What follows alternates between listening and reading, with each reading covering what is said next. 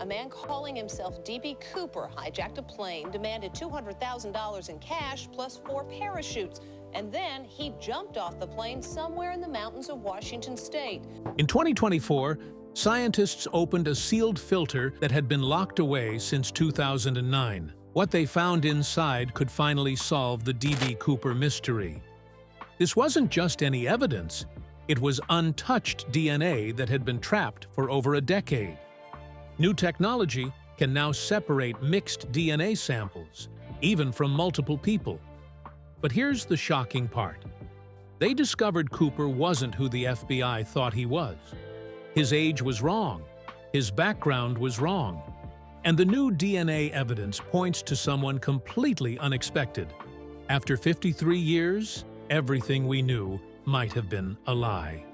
Vincent Peterson was born on March 15, 1926, in Pittsburgh. His father worked at Crucible Steel, one of the biggest steel plants in America. It was the heart of the country's industrial rise. Nobody knew back then that this boy, growing up around fire, metal, and machines, would one day be connected to one of the most mysterious crimes in American history. In the 1930s, when steel plants shut down and people lost jobs, Vincent was just a child. In Allegheny County, unemployment reached 37% in 1933. His family had to find ways to survive. That's when young Vincent learned how to find and sort through scrap metal. He could tell the difference between regular steel and something rare like titanium just by touching it, looking at it, or even smelling it. Between 1929 and 1935, steel production dropped by 75%. Massive industrial yards were left behind, and Peterson used those places as his training ground. The same instincts he developed as a boy would later be used in ways no one could imagine. By the time he was 14, Vincent was already showing signs of brilliance. In 1940, he entered a science fair and won first prize for creating new types of metals using regular household items. What made his project truly strange was that he focused on combining titanium with steel, the exact combination found later on the hijacker's tie. Only 3 kids across the country even attempted anything close to that in 1940. His school notes were found decades later, filled with details about metal strength and how different mixtures could handle pressure. It was the kind of thinking someone would need to survive jumping out of a plane in the cold night, carrying stolen money. In 1938, his family moved to a quiet part of Pennsylvania. But it wasn't random. That area was right under the flight paths of test planes going from Pittsburgh to Seattle. Boeing planes flew overhead all the time. Between 1938 and 1942, Vincent built over 40 airplane models, many of them detailed versions of the Boeing 727, which hadn't even entered service yet. Somehow, he had access to rare information, likely through his father's connections at Crucible Steel. That company had sent 127 workers to Boeing's Seattle plants between 1965 and 1971. Peterson also spent time fishing along the Allegheny River, learning how to read wind and water currents, the kind of skill that might help someone plan a parachute landing deep in the woods. In 1944, at just 18, he joined the U.S. Army.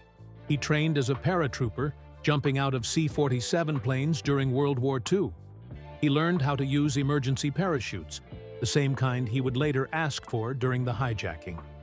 One flight attendant said he put on his parachute like he did it every day. That training stuck with him. In 1946, he was sent to Germany to help the U.S. study wrecked Nazi planes. He took apart advanced metals and learned how strong and light titanium could be. It was the first time he saw how useful that metal was for airplanes. He worked for 2 years cataloging materials and shipping rare metals back to the U.S. That job gave him the kind of metal knowledge only a few people in the world had. By 1948, he'd invented a new way to repair broken parachute harnesses using stainless steel wire. The Army gave him a promotion and an award for it.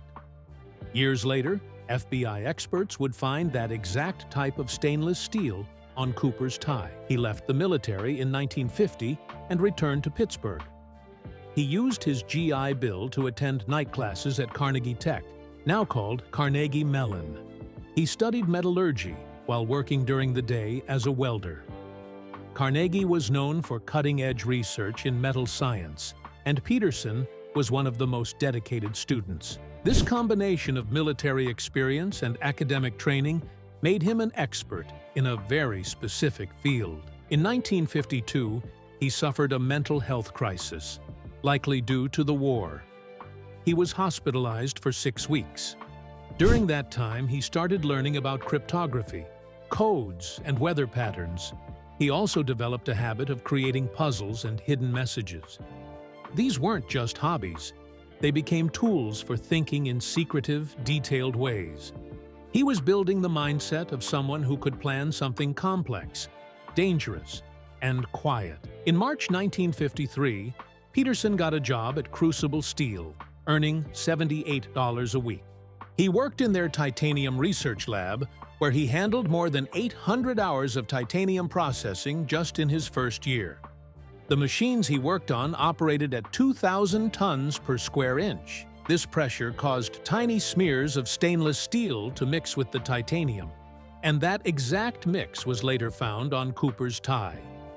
Peterson even invented a way to stop titanium from oxidizing during rolling, and he was praised for it. On September 15, 1956, he co-wrote a patent with Dr. Harold Kroll. It described how to combine titanium with stainless steel using a controlled smearing process. This was the first time anyone had written down exactly how the particles found on Cooper's tie could be created. Boeing paid $47,000 to license the patent, and Peterson got a $1,200 bonus.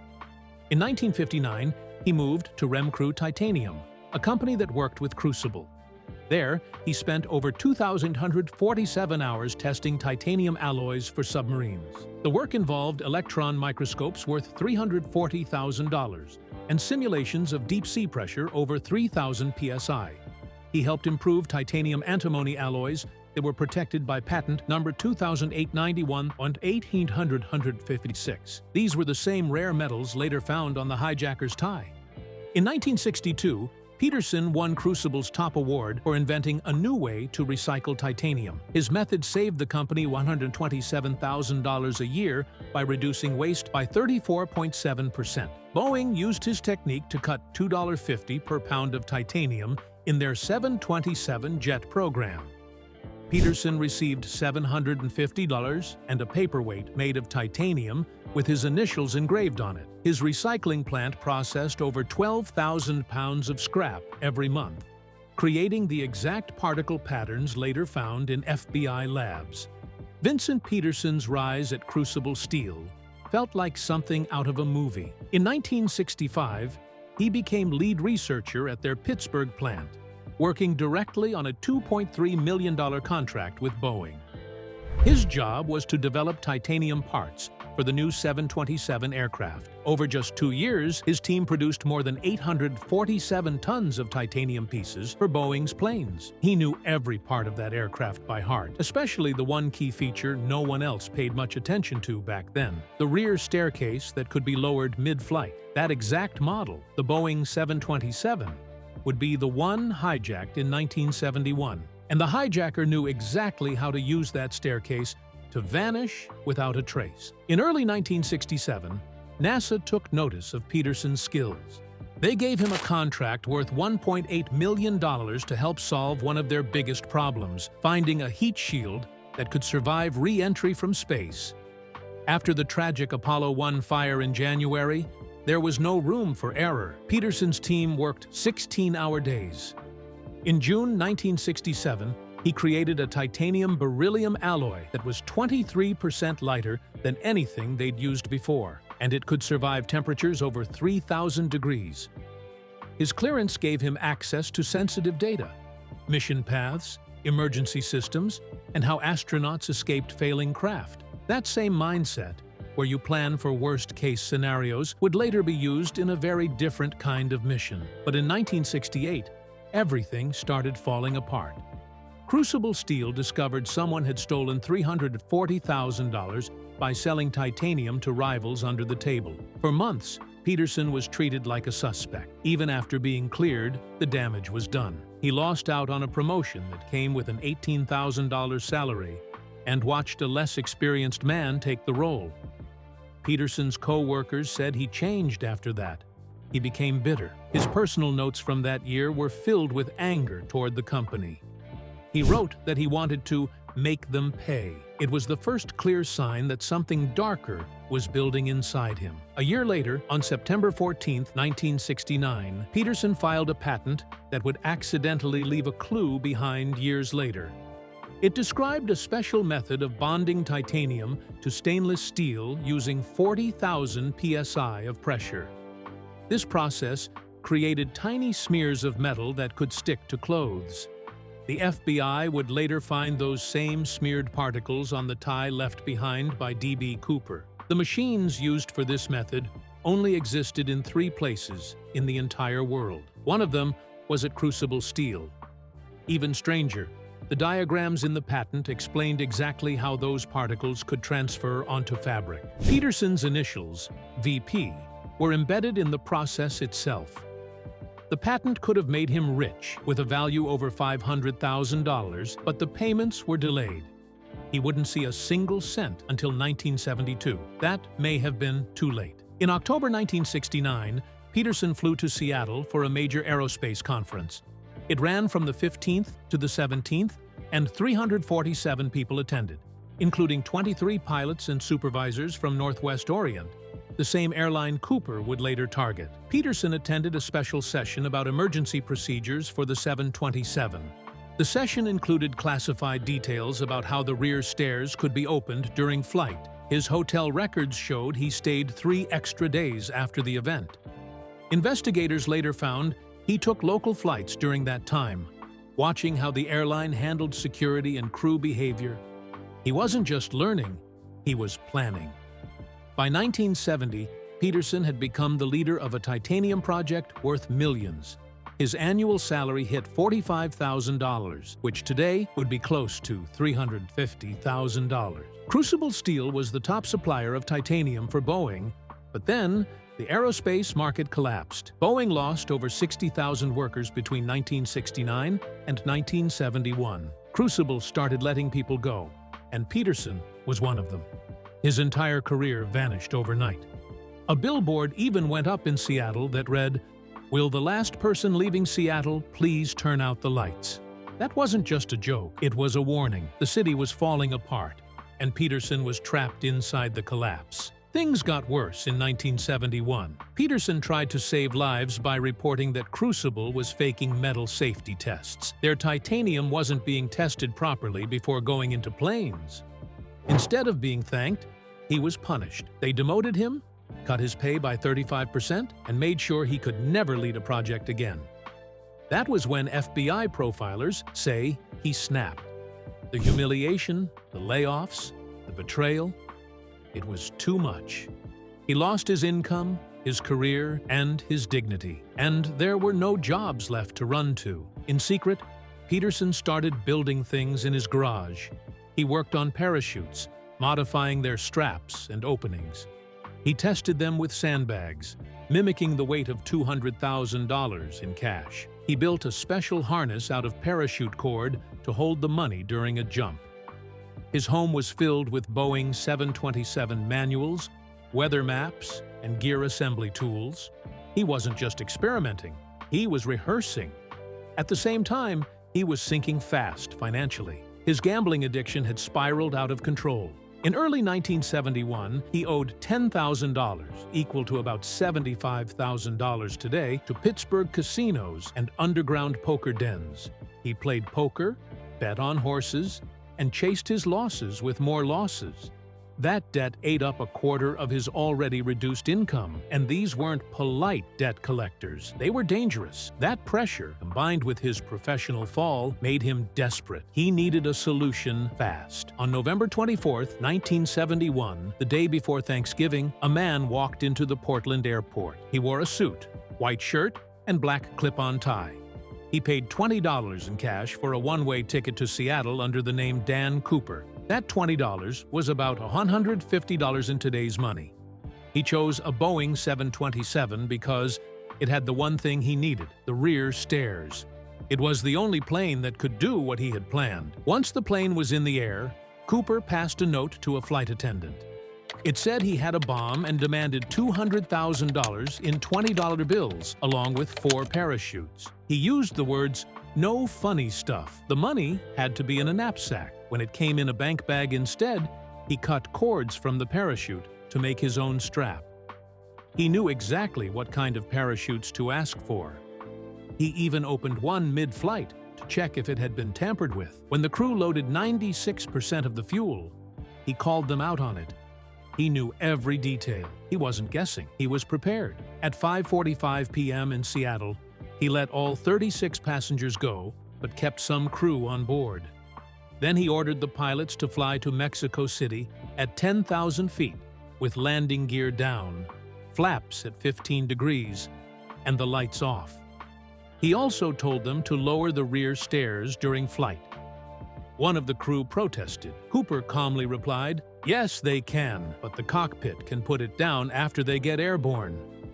He knew the aircraft better than they did. At exactly 8:00 p.m., flying over Washington's Dark Divide, Cooper jumped. He was 25 miles northeast of Portland in a storm, with wind speeds over 80 km/h and freezing rain falling through black skies. The terrain was covered in trees reaching 200 feet. He wore only a suit and loafers, but he had the parachute strapped on, the money tied tight, and every move planned. The crew felt the rear of the plane lift. He was gone, and no one ever found him. In the years since, more evidence pointed to military-style training. Cooper likely had survival skills, probably from military service. In 2024, a parachute was found in the storage unit of Richard Floyd McCoy Jr., a hijacker with Green Beret training. An expert called it literally 1 in a billion, and it matched the same kind of chute Cooper used. FBI files show Cooper even knew the landmarks below. He once looked out the window and said, "We're over Tacoma now," even though no announcement had been made. He may have had pre-scouted landing sites near Battleground, Washington, places with airfields and skydiving clubs, not just wild forest. He didn't jump into chaos. He jumped into a plan. The man who vanished that night didn't just disappear. He erased his past, his debts, his betrayals, and he left behind a trail of titanium, betrayal, and brilliance. Some say it was revenge. Others say it was escape. But one thing is certain. Whoever D.B. Cooper really was, he knew exactly what he was doing. And Vincent Peterson had all the knowledge, all the motives, and all the reasons to become him. Right after the hijacking on November 24, 1971, the FBI sent hundreds of agents, soldiers, and volunteers into the forests of southwestern Washington to search for D.B. Cooper. They didn't find a single clue. Not one shred of clothing. Not a parachute. Not even a bill from the $200,000 ransom. For almost 9 years, there was nothing. Then, on February 10, 1980, something shocking happened. An 8-year-old boy named Brian Ingram was digging in the sand at a beach called Tina Bar, near the Columbia River. He was building a campfire when he found 3 old, rotting bundles of $20 bills buried in the sand. When the FBI checked them, they were stunned. It was $5,800 from Cooper's ransom. The serial numbers matched perfectly. The bills were still in the rubber bands and stacked in the exact order they were given in 1971. But then things got strange. Scientists studied the tiny creatures on the money, called diatoms, and found they didn't match November conditions at all. The bills had been in the river during late spring or early summer, not when Cooper jumped. That meant the money wasn't dropped right after the hijacking. It ended up in the water years later, which made no sense. When the FBI looked closer at the money, they found something disturbing. The bills had black stains from silver nitrate, which is used in fingerprint testing, but there was no official record of those tests. The money had decayed in a very odd way, not like river damage. The fibers were eaten away by bacteria in moist, oxygen-filled sand. They were still neatly stacked. meaning they weren't carried downstream or scattered by water, and the rest of the $194,200 was never found. Banks only checked serial numbers for about 6 months, then gave up. Not a single other bill ever showed up. Back in 1973, the FBI created an 8-page profile. They said Cooper was likely in his mid-40s, 5'10" to 6 feet tall, 170 to 180 pounds, with brown eyes, short black hair, and olive-toned skin. He spoke without an accent. They believed he was military-trained, not a hobby skydiver. He knew the area so well that he pointed out McCord Air Force Base during the flight. He seemed calm, organized, and not like a common criminal. The FBI chased over 1,000 leads, but there were too many suspects who knew aviation in the Pacific Northwest. Then came a simple mistake that changed everything. Cooper bought his ticket as Dan Cooper, but a reporter accidentally called him D.B. Cooper, and that name stuck. The media turned him into a legend. That fame caused a wave of copycat hijackings. In just 1 year, more than 15 people tried the same method: bomb threats, ransom, parachutes. Some hijackers died, others got caught. Airlines had to install special locks called Cooper vanes to stop rear staircases from opening mid-flight. Airports also started using metal detectors. That one mistake in naming led to real deaths and forced huge changes in airline safety. The FBI also missed something major. They had Cooper's cheap J.C. Penney clip-on tie since 1971, but didn't find anything useful on it back then. In 2013, scientist Tom Kay scanned the tie using a special microscope. What he found shocked everyone. There were over 100,000 tiny metal particles on the tie. Some were titanium, cerium, and strontium sulfide, rare metals used in aerospace engineering. One particle was titanium smeared with stainless steel, a combination only made by cold rolling in the 1960s. These metals likely came from places like Crucible Steel in Pittsburgh, which supplied Boeing during that time. That discovery pointed to Cooper working in a high-tech metals facility, possibly connected to the Boeing SST program. In November 2024, a stunning twist reignited the case. The children of Richard Floyd McCoy Jr. found an old military parachute in their late mother's storage unit. McCoy had hijacked a plane in April 1972, demanded $500,000, and parachuted out just like Cooper. The parachute matched designs made by Earl Cossey, who had packed Cooper's gear in 1971. Dan Grider, an aviation expert, called the parachute one in a billion. The FBI searched the property and collected DNA from McCoy's children. They also found a logbook that lined up with both hijackings. McCoy had always been a strong suspect, but was ruled out because the FBI thought he was home during the Cooper jump. Now, that was in question. Back in 2001, the FBI got a partial DNA profile from the tie, but it was too contaminated. Then something surprising happened. In 2009, Tom Kay had used a filter during metal analysis that trapped dust from the tie. That filter was sealed for 13 years. In 2024, they reopened it and realized it held untouched DNA, possibly Cooper's. Eric Ulis said with 100% confidence that this was Cooper's real DNA. With new technology in 2025, scientists can now separate mixed DNA samples, even from pets or other people who handled the tie. They believe they can isolate Cooper's full genetic code. Even more shocking, they now say he was probably 35 years old, not in his mid-40s, and had mixed ethnic ancestry. That completely changed the suspect list. In 2017, Tom Kay's team found even more strange particles on the tie: titanium, stainless steel, bismuth, and tiny aluminum curls that looked like shavings from a drill bit. These were used in Boeing's supersonic plane program. One retired Boeing engineer said these particles matched a rare flame spray method used on special aircraft parts. The tie looked like it had been worn right before the jump, and the particles were fresh. That suggested Cooper had worked with cutting-edge metals just days before the hijacking. Eric Ulis then searched patent databases.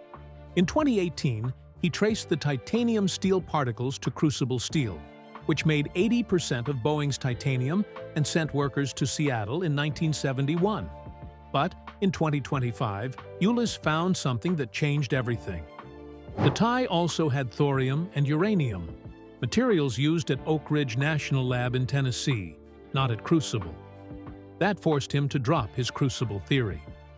The focus shifted to a nuclear facility where molten salt reactors were tested between 1964 and 1969. Cooper may have worked there for Union Carbide, a company later bought by Dow Chemical. In the early 2000s, the FBI used DNA to start eliminating suspects. Dwayne Weber was one of the most talked about suspects. He told his wife, "I'm Dan Cooper," before he died in 1995. But when they tested DNA from his razor, it didn't match the tie. The FBI ruled him out. That moment changed everything. It proved they couldn't rely on dramatic deathbed stories anymore. They had to focus on professionals, scientists, engineers, and technicians who had access to the rare particles on the tie. In January 2024, the titanium steel breakthrough confirmed cold-rolled titanium came from Crucible Steel, which had 2 patents for that exact process. They were Boeing's top metal supplier in the 1960s. But the presence of nuclear particles later forced everyone to look elsewhere again. By 2025, Ulis went public again, saying the DNA from the sealed filter was definitely Cooper's. He said new sequencing tools can now rebuild DNA even when it's severely damaged. This new method uses quantum-level analysis and predictive models to complete broken DNA. It also discovered Cooper was likely younger than believed, and not just white. His ancestry was mixed. That discovery reopened doors to suspects that had been dismissed for decades. Also in 2024, the McCoy family finally turned over the parachute they found 2 years earlier. It had been sitting in storage since their mother died in 2020. They were afraid of legal trouble, so they waited. The parachute perfectly matched what Earl Cossey had described decades ago. The FBI took the chute and harness as evidence and collected DNA from McCoy's children. McCoy had pulled off a similar hijacking in 1972, but he was supposedly with family during Cooper's jump. Now that timeline was under question again. Finally, on September 15, 2025, the FBI quietly released 68 pages of case files. Inside was a February 1972 report showing that Cooper had taken apart one parachute to tie the money bag to himself. At first, they thought he wanted to use the extra parachutes for a hostage. But this showed he had always planned a solo escape. He acted calm and professional throughout the flight, showing deep knowledge of airplanes and procedures.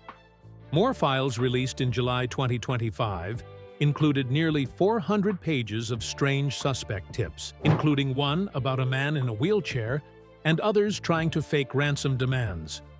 The most powerful breakthrough came in 2025, when scientists started using metagenomic DNA analysis. This new tool can pull apart DNA from multiple people in the same sample. On Cooper's tie, they expect to find about 12 different DNA profiles. But now, for the first time, they can tell which one is really his. The filter from 2009 had untouched DNA. Using nanotech and quantum models, they can now rebuild Cooper's full profile, even from dust. This technology might not only solve the Cooper case, but could help solve hundreds of other cold cases once thought impossible.